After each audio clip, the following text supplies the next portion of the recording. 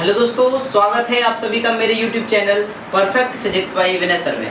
दोस्तों, आज की वीडियो में जैसे कि हमारी लेक्चर सीरीज चली आ रही है, उस लेक्चर सीरीज का जो आगे वाला टॉपिक है उसका नाम है समविभव पृष्ठ। तो समविभव पृष्ठ क्या होता है, इसका एक एक बिंदु हम फिगर बना के बहुत डीपली एक्सप्लेनेशन के साथ इसको क्लियर करेंगे। चलिए दोस्तों, आज की वीडियो शुरू करते हैं। देखिए दोस्तों, समविभव पृष्ठ क्या होता है, इसको मैं जो एक एक पॉइंट बताऊंगा, जो मेरा पहला पॉइंट है वो नोट कर दे रहा हूं। एक ऐसा पृष्ठ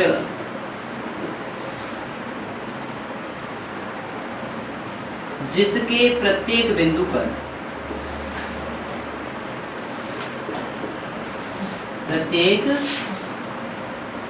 पर विभव का मान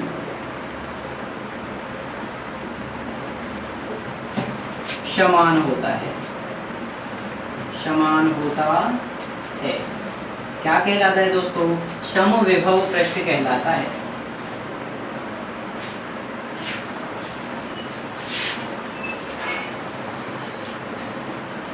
इसको अब हम फिगर के माध्यम से क्या कर देंगे, बिल्कुल एकदम क्लियर कर देंगे आपके लिए। एक ऐसा पृष्ठ, तो देखिए दोस्तों, सबसे पहले हमने बना लिया कोई पृष्ठ, ठीक है, ये कोई गोलीय पृष्ठ ले लिया। अब इसके प्रत्येक बिंदु पर, इसकी सतह पर जो भी बिंदु है, मैंने एक बिंदु ले लिया A, एक बिंदु ले लिया B, एक बिंदु ले लिया मैंने दोस्तों C, ठीक है। अब इसका जो सेंटर था, हमारा सेंटर था O। अब O से लेके A बिंदु को मिलाएंगे, वो क्या होगी, इसकी त्रिज्या होगी, और मैंने त्रिज्या मान ली इसकी R1, ठीक है दोस्तों। अब ये जो A बिंदु है सेम उसी प्रकार से B बिंदु है, और ये एक ही सर्किल की क्या है, बिंदु है, एक ही सतह पर स्थित है, तो इसकी भी त्रिज्या कितनी हो जाएगी, R1, क्योंकि त्रिज्या तो समान रहेगी, चाहे हम कितनी भी त्रिज्या ले लें इसमें। इसकी त्रिज्या कितनी रहेगी, R1। अब मैं कह सकता हूँ O से A बिंदु की दूरी है R1, O से B बिंदु की भी दूरी R1, O से C बिंदु की दूरी भी R1, ठीक है। अब यहाँ से देखना, अगर हम विभव निकालें तो हमारे पास विभव का सूत्र होता है क्या, विभव V = क्या होता है दोस्तों, KQ/R। K क्या होता है यहाँ पे, K का मान जो होता था 1/4πε0 और Q/R।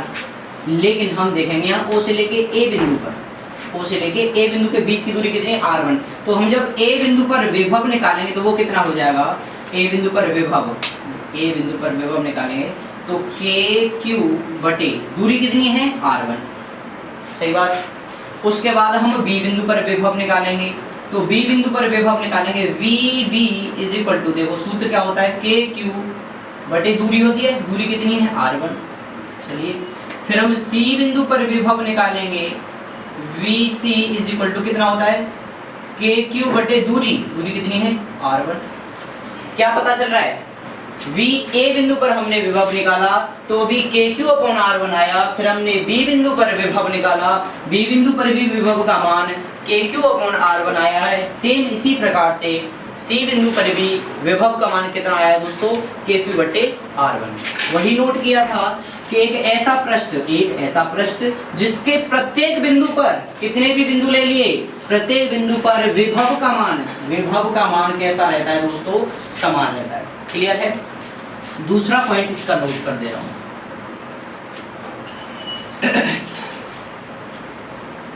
समविभव पृष्ठ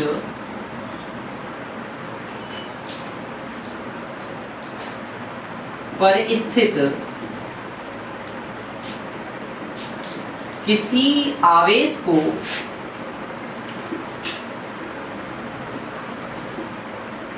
एक बिंदु से दूसरे बिंदु तक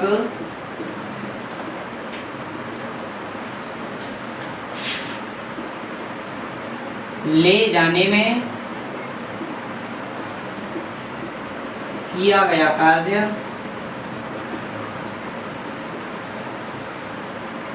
शून्य होता है। कितना होता है, 0 होता है। देखते हैं कैसे 0 होगा। मैंने मान लिया A बिंदु का कोई आवेश है, समझना बात को, A बिंदु का कोई आवेश ले लिया मैंने दोस्तों, कितना Q। अब इस Q आवेश को मुझे यहाँ से A बिंदु से B बिंदु तक लेके जाना है, ठीक है। क्या लेके जाना है, इस Q आवेश को A बिंदु से B बिंदु तक लेके जाऊंगा। तो दोस्तों क्या करना पड़ेगा, मुझे कार्य करना पड़ेगा। जाहिर सी बात है, जब मैं कुछ वजन लेके जा रहा हूँ, इस वजन को मैं इस दूरी से इतनी दूरी तक लेके गया, तो मुझे क्या करना पड़ा, एक कार्य करना पड़ा। उस कार्य की गणना करेंगे तो वो 0 आएगा। कैसे, हम जानते हैं कि विभवांतर बराबर क्या होता है, लास्ट वाले लेक्चर में पढ़ाया था। विभवांतर V इक्वल टू V क्या होता है, कार्य बटे आवेश, अर्थात कार्य W upon Q। W upon Q से यदि हम कार्य निकालें, W बराबर क्या हो जाएगा, V इंटू Q। V क्या था यहाँ पे, विभवांतर, यानी विभवों का अंतर। मैंने दो बिंदु लिए थे, इस आवेश को मैं A बिंदु से दूसरे बिंदु B तक लेके गया था, तो इस बिंदु का विभव माइनस इस बिंदु का विभव, तभी तो वो विभवांतर कहलाता है, विभवों का अंतर। तो A से B तक के विभवों का यदि मैं अंतर निकालूं, तो W इक्वल टू V की जगह पे लगा दिया मैंने VA माइनस VB। दोनों पॉइंट यानी A पॉइंट पे जो विभव है, B पॉइंट पे जो विभव है, उन दोनों का अंतर ही तो विभवांतर कहलाता है, गुणा जो भी हमारा आवेश है Q। तो यहाँ से देखिए W बराबर निकालेंगे VA का मान कितना है, KQ अपॉन R1, फिर माइनस VB का मान कितना है, उसका भी मान KQ upon R1 into Q। देखिए KQ upon R1 plus minus है, ये कैंसिल होगा, कितना हुआ 0, और 0 गुणा Q करेंगे, 0 गुणा Q इक्वल टू क्या हो जाएगा 0। अर्थात जो पॉइंट लिखा है वो बिल्कुल एकदम सत्य है। समविभव पृष्ठ पर स्थित किसी आवेश को एक बिंदु से यदि दूसरे बिंदु तक लेके जाएं, तो जो हमारा कार्य होता है, उस कार्य का मान होता है दोस्तों 0। आई होप बहुत अच्छे समझ में आ रहा होगा। तीसरा पॉइंट है इसका दोस्तों, मैं उसको नोट कर रहा हूं, बंद करिए। समविभव पृष्ठ के किन्हीं दो बिंदुओं के बीच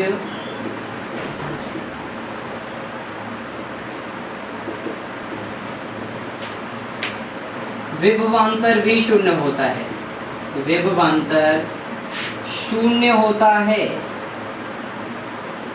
क्या लिखा है, समविभव पृष्ठ के किन्हीं दो बिंदुओं के बीच विभवांतर शून्य होता है। चलिए देखिए, मैंने बिंदु लिया A, और A बिंदु पर विभव कितना था, VA बराबर कितना था, KQ बटे R1, ठीक है। फिर दूसरे बिंदु पे क्या है विभव, B पे विभव है, ये भी है, VB बराबर KQ बटे R1। क्या लिखा था, दोनों बिंदुओं के बीच विभवांतर, हमने क्या निकाला है, विभव, और विभवांतर का मतलब है विभवों का अंतर, अर्थात हम इनका अंतर निकालेंगे VA माइनस के VB, तो KQ बटे R1 माइनस KQ बटे R1, एक प्लस है एक माइनस है, क्या हो जाएगा, कैंसिल हो जाएगा, और क्या मिलेगा हमें 0। अर्थात हम कह सकते हैं कि समविभव पृष्ठ के किन्हीं दो बिंदुओं के बीच जो विभवांतर होता है, उसका मान कितना होता है, 0 होता है। आगे वाला पॉइंट देखिए, चौथा है समविभव पृष्ठ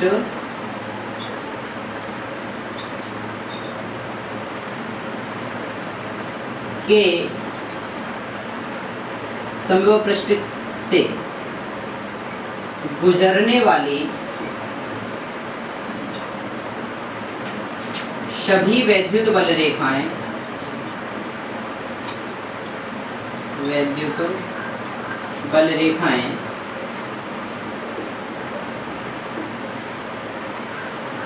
पृष्ठ के लंबवत गुजरती हैं, या समविभव पृष्ठ से जो भी सतह है उससे 90 अंश का कोण बनाती है। मान लिया, देखिए मैंने माना दोस्तों यहाँ पे जो केंद्र था, इस पर कोई प्लस क्यू आवेश है, कैसा है, प्लस क्यू आवेश है, और मैं बता चुका हूँ आपको वैद्युत बल रेखा जो मैंने टॉपिक पढ़ाया था कि प्लस क्यू आवेश से वैद्युत बल रेखाएं हमेशा बाहर की तरफ निकलती हैं।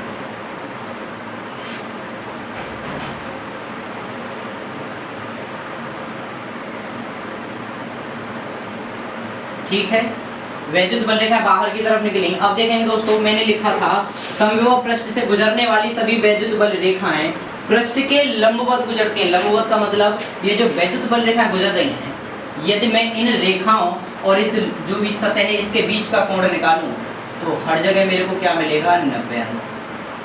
क्या मिला, 90 अंश। क्या मिला, 90 अंश। 90 अंश। कहीं भी देख लीजिए 90 डिग्री का आपको एंगल मिलेगा। ये देखिए 90 डिग्री, कहीं भी देख लीजिए कितनी भी वैद्युत बल रेखाएं गुजरेंगी, वो सभी वैद्युत बल रेखाएं जिस सतह से गुजर रही हैं उस समविभव पृष्ठ से हमेशा 90 डिग्री का कोण अंतरित करती है। आई होप दोस्तों बहुत अच्छे से क्लियर हुआ। एक बार फिर से बता देता हूँ कि समविभव पृष्ठ से, ये मेरा कोई समविभव पृष्ठ था, इस पृष्ठ से यदि इस पृष्ठ के केंद्र पर प्लस क्यू आवेश है और प्लस क्यू आवेश का जो फंडा होता है वो क्या होता है, इस आवेश से वैद्युत बल रेखा हमेशा बाहर की तरफ जाती हैं, यानी कि प्लस क्यू आवेश से वैद्युत बल रेखा हमेशा अनंत की तरफ जाती हैं। ठीक, हमने अनंत की तरफ बहुत सारी वैद्युत बल रेखाएं गुजार दी, कहीं भी देख लीजिए वैद्युत बल रेखाएं गुजारी तो इस सतह से 90 अंश का कोण बना रही है नहीं, ये हम चेक करेंगे क्योंकि हमने लिखा है लंबवत गुजरती है। तो कहीं भी देख लीजिए आप, कहीं भी पूरी सतह पर हर जगह जो वैद्युत बल रेखा और सतह के बीच का कोण मिलेगा वो आपको कितना मिलेगा, 90 डिग्री। ठीक है दोस्तों, अब इससे आगे वाला है टॉपिक, उसको पहले आप स्क्रीनशॉट ले लीजिए, उसके बाद में शुरू करता हूँ। 5वां पॉइंट ऊपर लिख दे रहा हूँ दोस्तों। 5वां है किसी चालक की सतह, किसी चालक की सतह सदैव यानी हमेशा कैसी होती है, समविभव पृष्ठ होती है। समविभव पृष्ठ होती है। देखेंगे कैसे समविभव पृष्ठ होती है चालक की सतह। देखिए मैंने ये कोई मान ली, मैंने क्या है, बंद सतह है, ठीक है, कोई समविभव पृष्ठ मान लिया। इस पृष्ठ में मैंने बिंदु लिए सेम इसी की तरह, यहाँ पे ए बिंदु, यहाँ पे बी बिंदु, यहाँ पे सी बिंदु और यहाँ पे केंद्र ले लिया हमने ओ से ए की दूरी कितनी है, r1 त्रिज्या। तो त्रिज्या तो एक वृत्त की त्रिज्या कहीं कितनी भी ले लें सब बराबर होती है r1। ठीक है, अब हम ए बिंदु पर विभव निकालेंगे तो कितना निकलेगा, KQ/r1। बी बिंदु पर विभव निकालेंगे कितना निकलेगा, KQ/r1। सी बिंदु पर विभव निकालेंगे कितना निकलेगा, KQ/r1। अर्थात किसी चालक की सतह सदैव कैसी होती है, समविभव पृष्ठ होती है। यानी कि यदि हम सतह पे 1,00,000 बिंदु भी ले लेंगे ना, उन सभी बिंदुओं पर जो विभव का मान आएगा वो कैसा आएगा, समान आएगा। अर्थात हम कह सकते हैं किसी भी चालक की जो सतह होती है उस पर यदि विभव का मान हम देखें, अंतरित करें, तो हमें पता चलता है वो जो सतह कैसी थी, समविभव पृष्ठ थी। आगे वाला पॉइंट देखिए,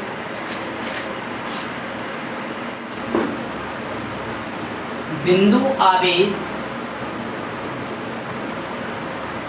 के कारण समविभव पृष्ठ संकेंद्रीय गोले होते हैं। कैसे होते हैं, संकेंद्रीय गोले होते हैं। स्क्रीनशॉट ले लीजिए, स्पेस थोड़ा कम है, मैं थोड़ा इरेज करूंगा। देखिए कैसे होते हैं, मैंने मान लिया ये मेरा कोई r त्रिज्या का क्या है, गोला है।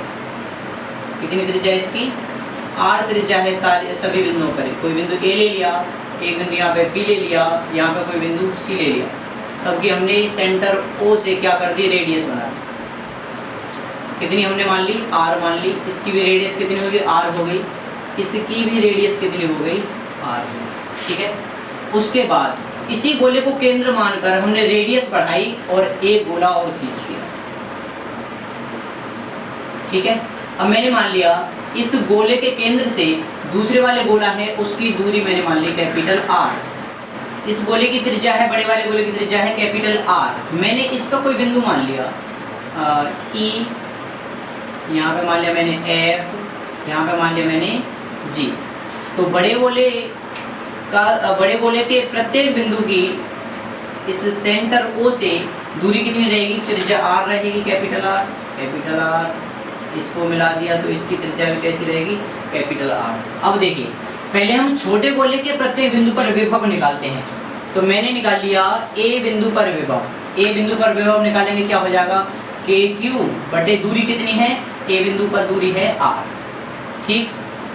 फिर मैंने निकाल लिया B बिंदु पर विभव, तो B बिंदु पर विभव निकालेंगे बिंदु आवेश के कारण, KQ बटे दूरी कितनी है R, ठीक। C बिंदु पर सेम ऐसे विभव निकाला, BC इक्वल टू क्या निकल के आया, KQ अपॉन R, ठीक है दोस्तों। अब हम निकालेंगे बड़े गोले के प्रत्येक बिंदु पर, बड़े गोले की जो सतह है उस पर जितने भी बिंदु हैं E, F, G और भी बहुत सारे बिंदु हो सकते हैं, तो यहाँ पे यदि हम उन पर विभव निकालेंगे तो क्या निकलेगा, VE बिंदु पर विभव निकालेंगे तो KQ बटे इससे यानी E पॉइंट से सेंटर O की दूरी कितनी है, कैपिटल R। F बिंदु पर विभव निकाला तो कितना हो जाएगा, KQ बटे F की दूरी कितनी है R, कैपिटल R। फिर G बिंदु पर विभव निकाला, G बिंदु पर विभव निकालेंगे तो KQ बटे G बिंदु की दूरी कितनी है, कैपिटल R।